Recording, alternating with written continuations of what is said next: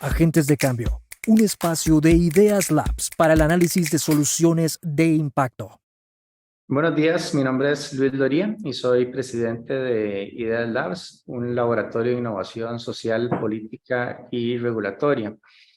Hoy vamos a tratar un tema que es de mucho interés, el tema de las adicciones, particularmente poniendo énfasis en el tema de la adicción al tabaco y la nicotina y las alternativas que se presentan bajo una sombrilla de reducción de daños o harm reduction. Para esto nos acompaña hoy el doctor Francisco Jiménez Martén. Él estudió medicina en la UCR, se graduó como médico cirujano, posteriormente como especialista en psiquiatría de la Universidad de Costa Rica y realizó un fellowship en abuso de sustancias en Johns Hopkins School of Public Health en Mental Hygiene. Más adelante colaboró con el IAFA y se dedica a brindar consulta externa, consulta privada, y digamos, mantiene vínculos con varios centros de tratamiento para adictos. Entonces realmente es una voz muy autorizada en la materia y básicamente, doctor, lo que nos gustaría es entender un poco más ¿no? Para las personas comunes y corrientes, ¿verdad? Que no tienen mucha exposición a estos temas. Tal vez iniciar, digamos, con cuál es el problema digamos, de la adicción al tabaco y cómo normalmente se trata. Correcto. Ese es un tema que a veces presenta algunas dificultades de comprensión generales porque se vuelve tan familiar el asunto del fumado que en ocasiones se interpreta de manera errónea lo que representa. Ciertamente el fumado es una actividad que tiene varios componentes, pero el componente más importante en términos propiamente adictivos es, por supuesto, la nicotina. La nicotina es una sustancia que induce un elemento fundamental en el desarrollo de la dependencia, que es la tolerancia. En general podemos observar que entre los fumadores cuesta mucho ver personas que fumen pocos cigarrillos al día. Y generalmente nos reportan aproximadamente una cajetilla por día. Ese es el promedio general, una cajetilla o algo más.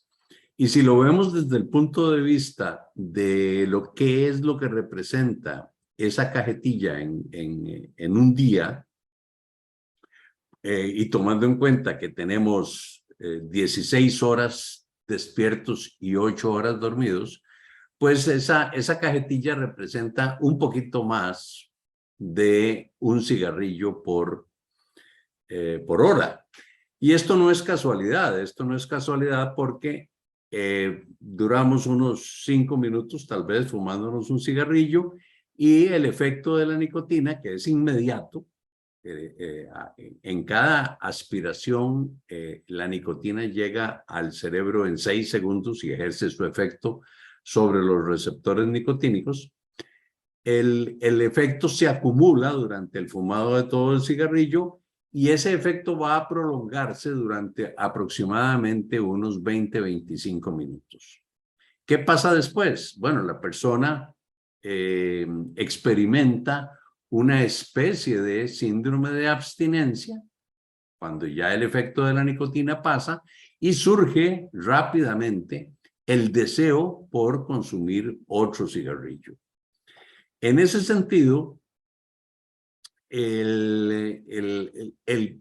la persona que fuma interpreta que el cigarrillo lo calma Y en realidad, el efecto de la nicotina claramente es un efecto estimulante.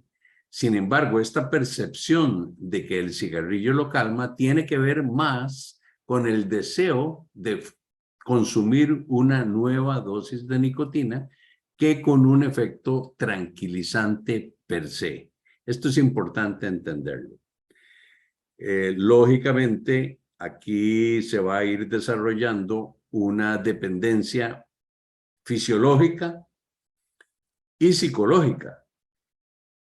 Hay una necesidad física de experimentar el efecto de la sustancia y si no se presenta, aparece el síndrome de abstinencia. Entonces, para resumir, si nosotros hablamos de dependencia, tenemos que hablar primero del desarrollo de tolerancia, es decir, de la necesidad de usar cantidades cada vez mayores de una sustancia para obtener el efecto que estamos buscando. Eso es fundamental.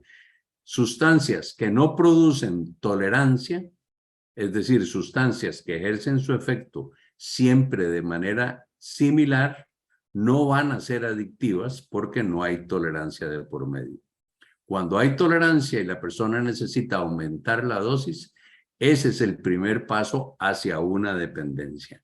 Y la dependencia, por supuesto, se va a manifestar no solamente con el consumo repetido, sino también con el síndrome de abstinencia, que es una serie de manifestaciones que se presentan al suspender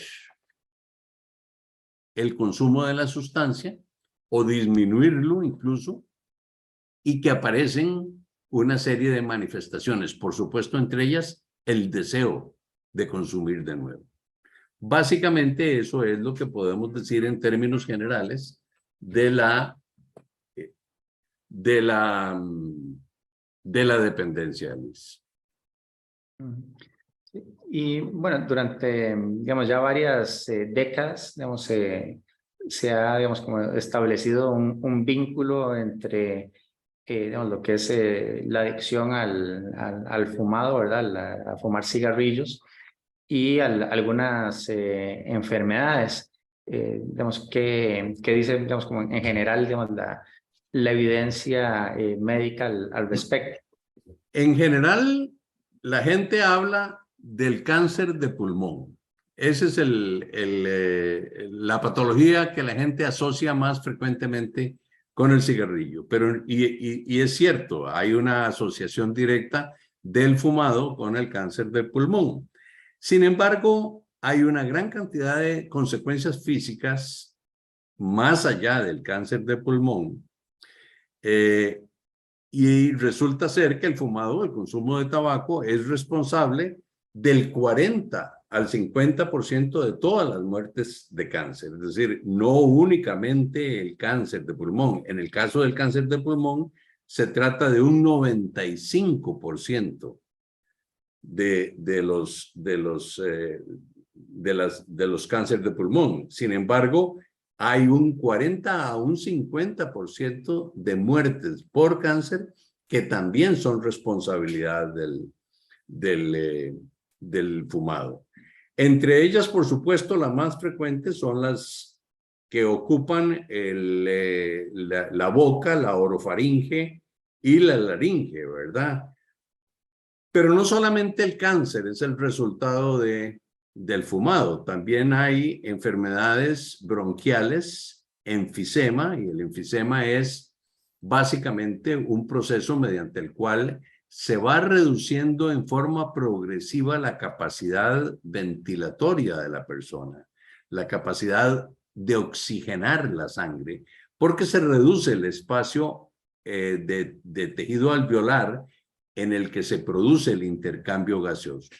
De manera que los fumadores van a ir desarrollando lo que conocemos como la enfermedad pulmonar obstructiva crónica, el enfisema, y eso va a incidir no solamente en problemas relacionados con enfermedades que llevan a la muerte, sino también con una reducción en la calidad de vida muy significativa en estas personas. También se mencionan el 30 al 40% de los cánceres de vejiga. Y uno de los cánceres más frecuentes asociados con el fumado es el cáncer de esófago. Este afecta el 78% de los hombres y el 75% en las mujeres. Hay otro aspecto que es una enfermedad directamente relacionada con el fumado y que generalmente no se menciona con la frecuencia que a uno le gustaría escuchar, y es el infarto de miocardio y las enfermedades cardiovasculares. Se estima que entre el 20 al 25% de los infartos de miocardio y las enfermedades cardiovasculares se asocian con el fumado. Aquí es importante señalar una cosa. En términos de estadísticos amplios, los 3 factores más generalmente asociados con el infarto de miocardio son la hipertensión arterial, las enfermedades lipídicas, el colesterol alto y el fumado. Pero resulta que el fumado por sí solo supera a la hipertensión y al colesterol en una proporción que las duplica el factor de riesgo que representan las otras 2 condiciones juntas. De manera que definitivamente el fumado es un protagonista activo y muy importante en el desarrollo del infarto de miocardio. De manera que cuando la gente dice, bueno, pero yo conozco a alguien que fumó durante toda la vida y no murió de cáncer de pulmón. Bueno, esa es una de esas frases que uno debiera profundizar un poquito y analizar de mejor manera, porque en realidad el fumado nos afecta desde muchos puntos de vista, incluso en algo que probablemente la gente no asocia tanto como es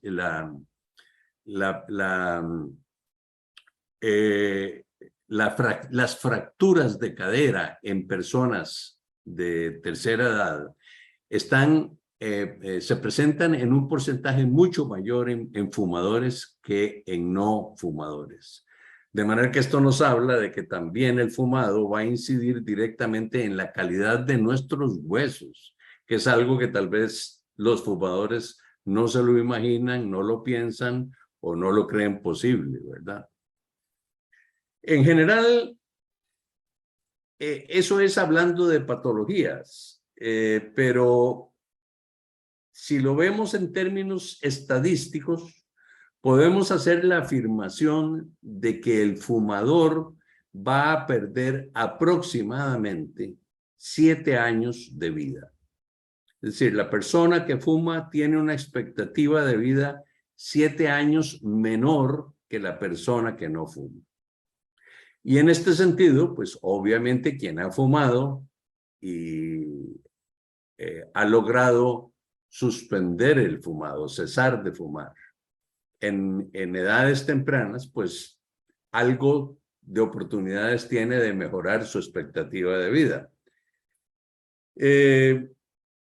Pero en general, el otro aspecto es la calidad de vida, la posibilidad de tener una actividad física normal, de no verse limitado en ese aspecto, y todo esto producto a la exposición a todos los agentes carcinógenos que existen en el cigarrillo, por supuesto al monóxido de carbono, que es el causante principal de los daños a nivel pulmonar, y el alquitrán, que son sustancias presentes en el cigarrillo y que no son removidas por los filtros que se utilizan.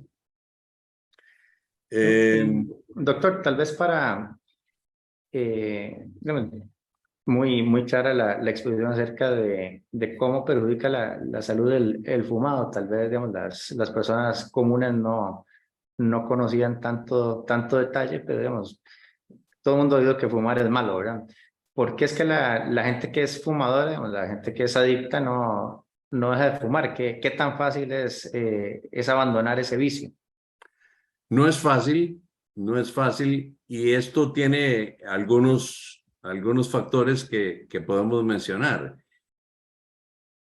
En realidad sí se puede, pero no es fácil.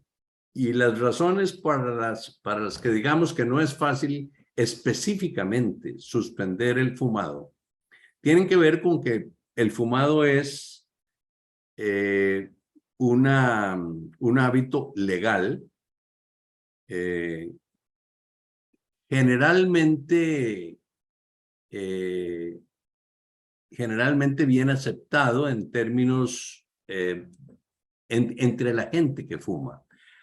Hace algunos años nosotros recordamos que el fumado se daba en todas partes. Dichosamente eso disminuyó y tenemos ahora la oportunidad de disfrutar de áreas libres de humo y eso ha ido disminuyendo el consumo del tabaco en una buena cantidad de personas e induciendo más a la gente a dejar de fumar por razones de tipo comodidad, por razones de tipo oportunidad.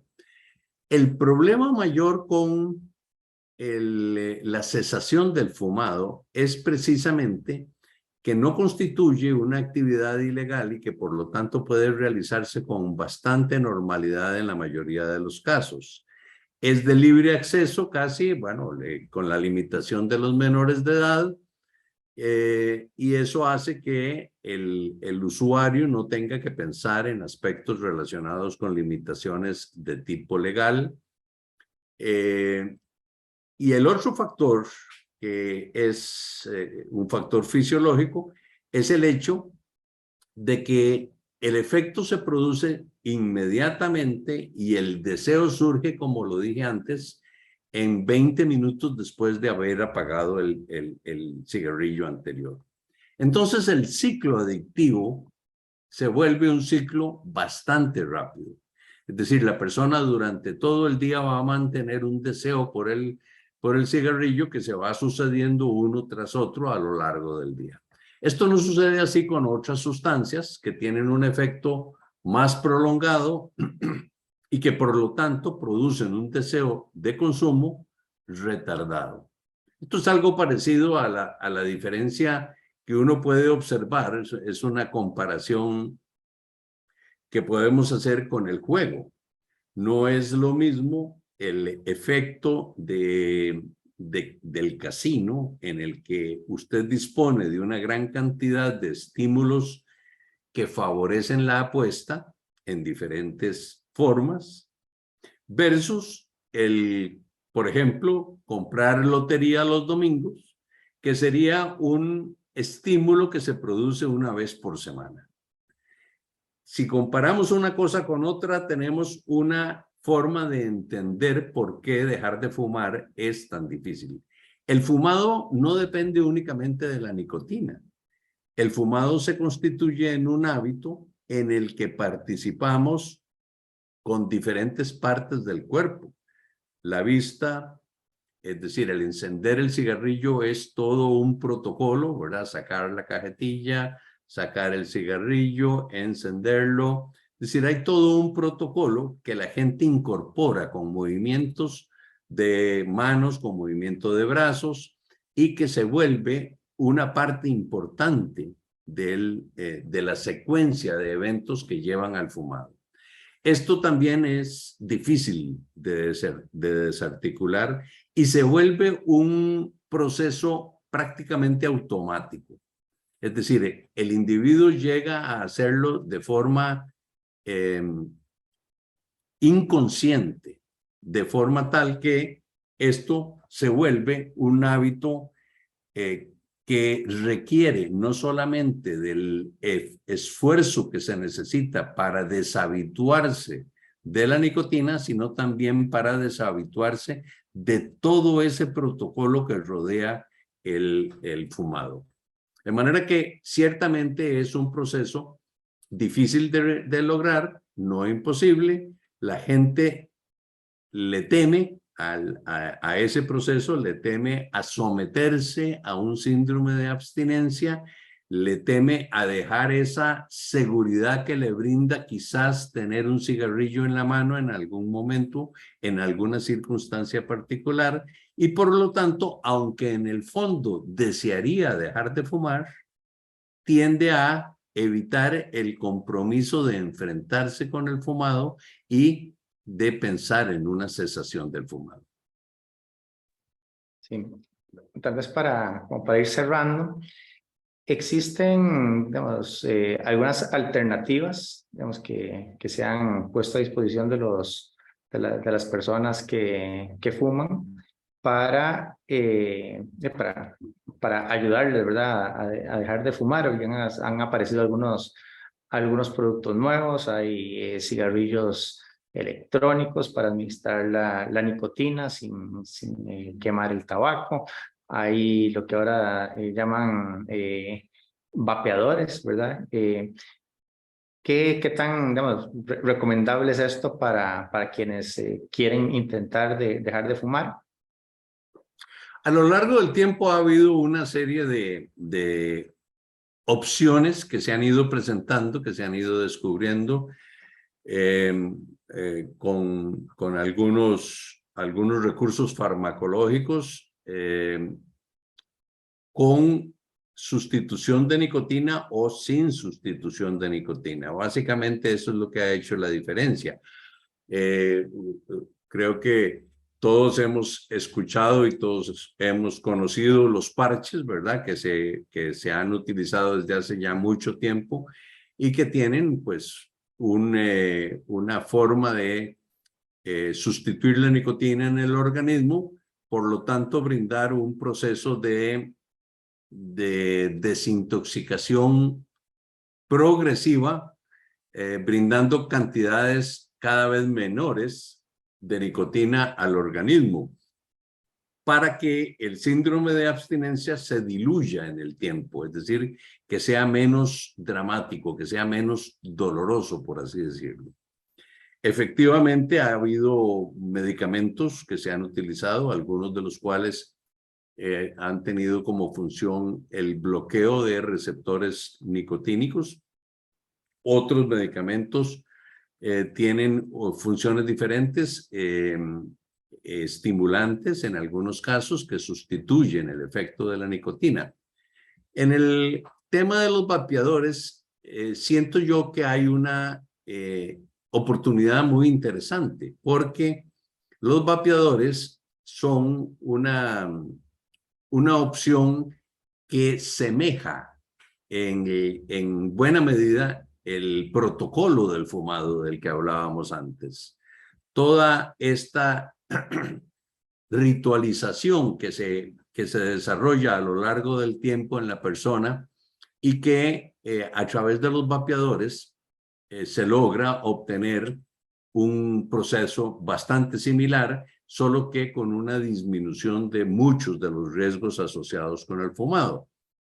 En el caso de los vapeadores, se da también la circunstancia de que por su forma de presentar el contenido del vapeo, lo que ingresa al organismo, se puede utilizar con o sin nicotina, con la ventaja de que el uso de la nicotina puede ser graduado de acuerdo con una planificación o de acuerdo con un proceso espontáneo en donde el fumador pueda ir disminuyendo el porcentaje de nicotina que está incorporando a su cuerpo, y en algún momento esto le va a ir permitiendo superar el síndrome de abstinencia, no necesariamente en un periodo corto, puede ser en un periodo largo, porque hasta eso ofrece esta variedad o esta posibilidad. Puede ser en un proceso de no de semanas, sino de meses, lo cual es mucho menos intimidante, lo cual es mucho menos amenazante para el fumador. La seguridad que existe en estas presentaciones de cigarrillos eléctricos o de vapeadores es muy alta, y hay bastantes estudios, bastante información disponible hoy en día que nos permite afirmar que tiene mejores resultados que otros recursos. Es una buena posibilidad que debiera ser fomentada en algún momento por las autoridades de nuestros países con el propósito de lograr una mayor sensibilización del tema y una mayor comprensión de lo que puede representar la ayuda de los vapeadores en este difícil camino de la cesación del fumado. Con ello se estaría disminuyendo el consumo de nicotina, se estarían disminuyendo muchos de los efectos deleterios de los que hablábamos antes y eventualmente esta persona podría terminar vapeando sin nicotina, lo cual es también una costumbre mucho más aceptada actualmente, o sencillamente una vez superado la dependencia a la nicotina, pues también dejar el vapeo. Esas son opciones que cada quien escogerá en su momento, pero como instrumento de ayuda y apoyo para realizar el síndrome de abstinencia y la desintoxicación respectiva, yo lo considero una herramienta de bastante utilidad. Sí. Bueno, muchísimas gracias al doctor Francisco Jiménez Martén. Él es médico, psiquiatra, especialista en adicciones, muy activo en consulta en estos temas, por ayudarnos, digamos, a comprender, digamos, de qué se trata el tema, cuáles son las consecuencias y cuáles son algunas de las alternativas que están ahí disponibles para las personas digamos, que se encuentran en esta situación y quieren, bueno, aspirar a una mejor calidad de vida. Entonces, nuevamente, muchísimas gracias, doctor. Con mucho gusto, Luis. Con mucho gusto y estamos a la orden.